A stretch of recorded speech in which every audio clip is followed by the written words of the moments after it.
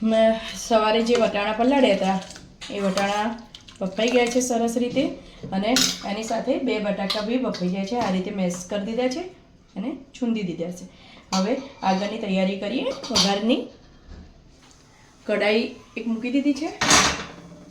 હવે સરખા પ્રમાણમાં નાખીશું.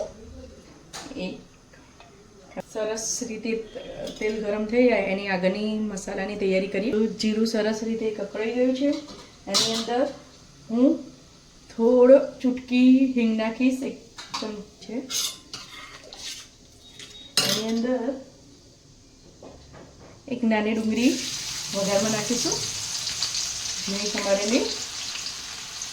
અને અત્યારે લીલું લસણ વધારે આવે છે, એટલે સીઝન છે તો લીલું લસણ નાખીશું 2 ટેબલસ્પૂન, અને એને બરાબર સોતે કરી દઈશું.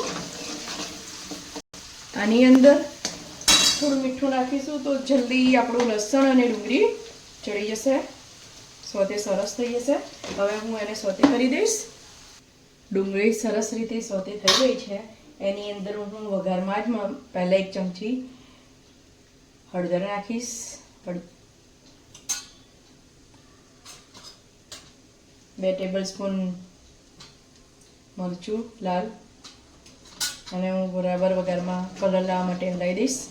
સરસ એકદમ રેડ કલર થઈ ગયો છે. હવે એની અંદર હું જે બટાકા મેશ કર્યા છે એ નાખી દઈશ. 2 બટાકા સરસ રીતે અંદર બધો મસાલો અંદર કરી દઈશું. સરસ બટાકા સરસ રીતે અંદર મિક્સ થઈ ગયા છે. હવે એની અંદર વધારાનો હું મસાલો નાખીશ. ધાણા જીરું પાવડર 1 ચમચી. આપણા બટાકા સરસ રીતે અંદર મિક્સ થઈ ગયા છે. હવે એની અંદર વધારાનો હું મસાલો નાખીશ.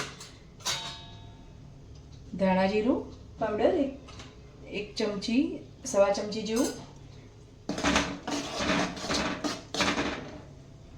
હવે જે વટાણા બાફ્યા છે એ સરસ રીતે બફાઈ ગયા છે, તમે જુઓ છો.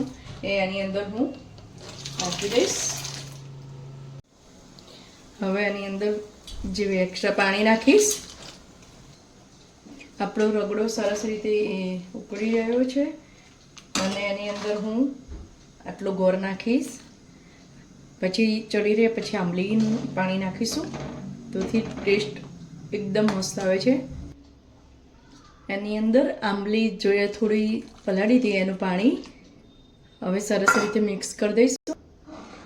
નાખી ઝીણી ડુંગળી સમારેલું, ઝીણું ટામેટું સમારેલું. હવે ઉપરથી તમને જે રીતે તમારે ટેસ્ટ અનુસાર ઝીણી સેવ ભાવતી હોય ઝીણી, મોટી ભાવતી હોય તો મોટી, એ રીતે તમે તીખું ભાવતી હોય તીખું તમે નાખી. યમ્મી મસ્ત બન્યું છે.